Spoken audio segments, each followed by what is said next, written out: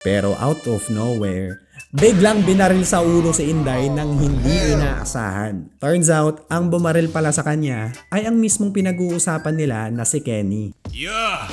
Levi! Pinata ka na pala? Yahoo! Uy! Paano ko magkakajowa eh? Ganyan ka pa rin pala kaliit? Levi Ackerman, ang tao na tinuturing bilang humanity's strongest soldier. Ang tao na may pinakamaraming pinatay na Titan. Ang tao na tinuturing na kamukha ni Dwight Ramos. At ang tao na tinuturing bilang pinaka-maliit. Ngayong araw mga bro, gusto kong pag-usapan natin ang mga moments kung saan pinatunayan ni Levi na siya ang GOAT ng Attack on Titan. Simulan natin sa time nung kinalaban ni Levi ang female Titan. So after matalo si Eren at kainin ng female Titan, ay dumating nga dito si Mikasa at Levi para i-rescue si Eren. Uy, ganito yung gagawin natin. Ako yung atake at ikaw yung mandedestruct. I-rescue natin si Eren pero hindi mo na natin papatayin yung female Titan. Okay? Pero ang dami niya ng pinatay na kakampi natin. Basta makinig ka sa akin. Ako yung GOAT, diba? Nakalagay pa ngayon sa title. Ayan o. Hindi na sana nangyari to kung iningatan niyo lang yung bebe ko. Yung baby ko? Aba, may girlfriend na pala tong si Eren? Walang niya. Naunahan pa ako Ngayon, nagsimula na ngang i-distract ni Mikasa yung female Titan habang si Levi naman ay kalmado lang na nasa likuran.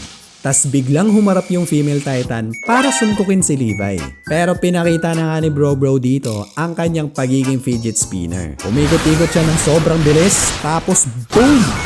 Bullseye. Now tumalon si Levi pa atras para mag-reload.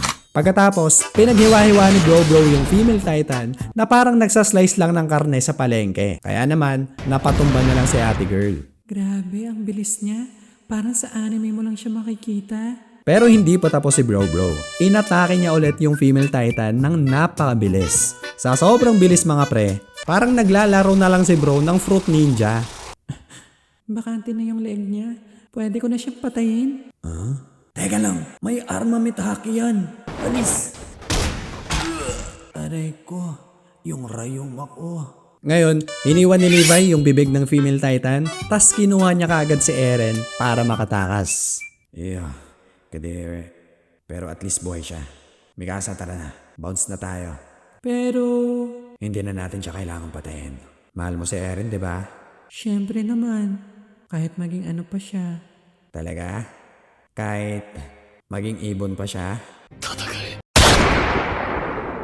Now, ang susunod naman kung saan pinakita ni Levi na siya ang pinakamalakas ay nung kinalaban niya si Kenny. Pero bago yan, kailangan ko muna ng tulong sa tropa kong si Milkshake Recap para sa segment na to. Kaya mag-subscribe muna kayo sa kanya mga bro. Okay? Yo, narinig mo na ba yung pangalan na Kenny the Reaper? Kenny the Reaper? Yan ba yung pumatay ng over 100 na military police? Pero pagkakaalala ko, kwentong barbero lang daw yun. Hindi siya kwento. Hindi rin siya barbero. Totoong tao siya. Alam mo ba, siya yung nag-alaga sa akin nung bata pa ako. Share mo lang? Nagtataka yung babae kung bakit bigla-bigla na lang nag-open up tong si Bro. Pero out of nowhere, biglang binaril sa ulo si Inday nang hindi inaasahan. Turns out, ang bumaril pala sa kanya ay ang mismong pinag-uusapan nila na si Kenny. Yeah! Levi! Pinata ka na pala? Yahoo! Uy! Paano ko magkakajowa eh? Ganyan ka pa rin pala kaliit?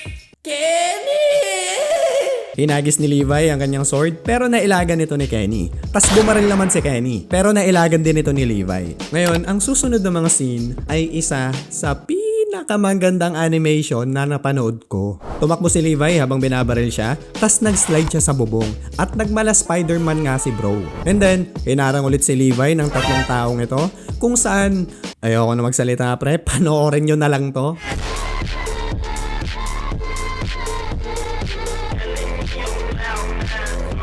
Grabe yung animation. Ngayon, nagawa nga ma-corner nila Kenny si Levi sa isang bar. Hala, si Captain Levi ba yan? Uli ka, Balboy! Hoy, Levi! Magbanding muna tayo saglit. Tara, shot tayo! Shit pala gusto mo. Oh, eto. Aray ko! Pambihirang shot naman to. Headshot. Pagkatapos, lumabas si Levi sa bar, tas binaril siya ng lalaking to. Pero substitution jutsu lang pala ito, kasi upuan pala yung hinagis ni Levi. Si bro ay isa palang shinobi. And then, tinusok ni Levi yung lalaki gamit ang kanyang ODM gear at ginawa niya itong shield papunta sa dalawang taong ito. Tapos, shing! Dito pa lang, masasabi mo na nakakaiba talaga tong si Levi. Kasi hindi lang siya magaling sa pagpatay ng mga Titan, kundi pati na rin sa pakikipaglaban sa mga tao. I mean, si Kenny yung nagturo kay Levi kung paano makipaglaban. Pero nagawa niya pa rin mahigitan si Kenny mga pre. Tapos nasa mga 20 pa yung kalaban. Grabe, 1 versus 20. Si bro ay mala Kendrick Lamar. Okay, ang susunod naman kung saan pinatunayan ni Levi na siya ang GOAT ay nung kinalaban niya ang Beast Titan. Pero bago yan, nagplano muna si Erwin at Levi kung paano nila tatalunin ang Beast Titan. Uy, Erwin, sumuko ka na sa pangarap mo at magpakamatay ka na lang. Lo, sinabi niya talaga yun? So ang plano, kailangan doon nilang isacrifice ang kanilang buhay bilang decoy para magawa ni Levi na patayin ang Beast Titan. So, mamamatay na pala tayo ngayon? Oo. Ibig mong sabihin, dahil mamamatay na lang din naman tayo, mas okay na mamatay tayo na lumalaban? Oo. So dahil mamamatay din naman ako, wala din kwenta kung hindi ko susundin yung utos mo? Oo, tamang-tama ka. Wala talagang kwenta ang lahat ng to. Kahit ano pa ang pangarap o gusto mo sa buhay. Walang kwenta ang lahat ng yon kung tatamaan lang tayo sa nagbe-baseball na unggoy na yan. Dahil sa bandang huli, lahat ng tao ay namamatay. Pero ibig bang sabihin noon, wala nang kwenta yung buhay natin? Mas okay na lang ba na hindi tayo ipinanganak? Yung mga kasama natin na namatay. Masasabi mo ba na wala din kwenta yung buhay nila? Hindi! Tayo ang nagbibigay buhay sa sakripisyong kanilang ginawa. Ang ating magigiting na kasama, ang kanilang pagkamatay. Nagkaroon ng halaga ang kanilang buhay dahil hindi natin sila kinalimutan. At ngayon na mamamatay na rin tayo sa oras na ito. Umaasa tayo na hindi rin tayo kakalimutan ng iba nating kasama na buhay pa. Yun lang ang natatanging paraan para tumaliwas tayo sa walang awang mundong ito. Magalit kayo aking mga kawal. Sumigaw kayo aking mga kawal. Lumaban kayo aking mga kawal!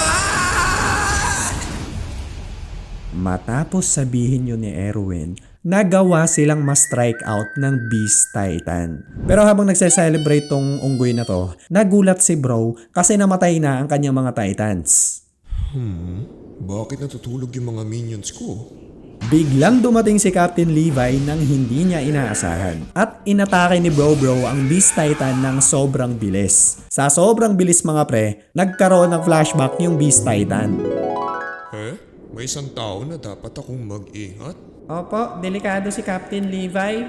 Bruh, sa sobrang lakas ni Levi, Captain Levi pa rin ang tawag sa kanya ng kalaban. Ganun siya kaangas. Eto ba si Levi? Teka, yung bato ko!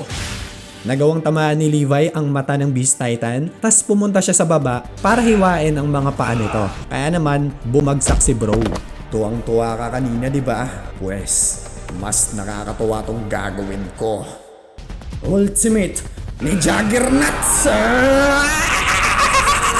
Pinaghiwa-hiwa ni Levi yung leeg ng Beast Titan ng napakaraming beses, kaya nagawa niyang mapalabas yung tao na nasa loob. Pagkatapos, pinakain niya ito ng espada. Kapatid mo daw si Eren, di ba? Ibig sabihin, may girlfriend ka na rin. Paano mo ginawa yun? Di hamak na mas pogi pa ako sa'yo ah. Uy, tinatanong kita, sumagot ka ng maayos. Pero biglang dumating dito ang Cart Titan para kunin si Zeke. Kaya in the end, hindi niya napatay yung Beast Titan. At nasayang lang yung sakripisyo ni Erwin. At ng mga to. Hoy. Huwag ka munang umalis. Di mo pa sinasagot yung tanong ko. Gusto mo pa rin malaman kung bakit hindi ka pa rin nagkakajowa? 4'11 kasi height mo! Alright, dito na tayo sa panghuling moment mga pre, kung saan pinatunayan ni Levi na siya talaga ang GOAT ng mga GOATs. At eto ay nung kinalaban niya ulit ang Beast Titan. Pero part 2. Uy, di mo pa rin sinasagot yung tanong ko dati. Sorry, medyo na busy lang. May binabasa pa kasi ako eh. By the way, may matcha pa ba kayo? Bus na kasi itong sa akin. Napaka-performative talaga ng lalaking to. Ngayon, nung kukuha na sana si Bro ng matcha, bigla na lang tumakbo itong si Zeke out of nowhere. Lah, parang tanga lang ah. Pagkatapos, sumigaw si Zeke ng malakas kung saan ang lahat ng mga kasama ni Levi sa gubat ay nag-transform bilang mga Titan. Turns out, yung alak na ininom nila ay may halo palang spinal fluid ni Zeke. Kaya ang sinumang uminom ng alak na galing sa Marlian ay magiging Titan. Buti na lang walang bisyo tong Glorious King natin. Ngayon, habang tumatakbo papalayo si Zeke sakay ng Titan, may mapapansin tayong nakasunod sa likod. Oh! Nagawang sundan ni Levi si Zeke kung saan pinakita ulit ni Bro ang kanyang pagiging fidget spinner. Ikaw na naman, Levi! Paalawang beses na yan! Anong nangyari sa mga kasamahan mo? Huwag mong sabihin, pinagpapatay mo rin sila. Masyado ka ng desperado, Unggoy. Ang gagawin mo lang sana ay magbasa ng libro at uminom ng matcha. Sa tingin mo ba talaga makakatakas ka sa akin? Baka Levi Ackerman to. Inatake ni Zeke si Levi pero nagawa niya itong ilagan. Tas binato ni Levi ang kanyang Thunder Spear kung saan tumama ito sa leeg ni Zeke. Tas boom! Sumabog ito at lumabas si Zeke sa katawan ng Titan. Wasak na wasak yung mukha ni Bro. Yo, long time no see. Pangit mo na, mukha ka na talagang unggoy. Ngunit sa kasamaang palad, hindi pa rin napatay ni Levi si Zeke sa time na to dahil nagawang pasabugin ni Zeke yung Thunder Spear kaya na-injured ng malubha si Bro. Pero buti na lang sa final movie, spoiler alert, nagawa rin patayin ni Levi si Zeke sa pamamagitan ng pagputol sa ulo nito. Kaya in the end, natupad niya rin yung pangako niya kay Erwin. Naka-wheelchair na nga lang siya tas wala pa rin jowa.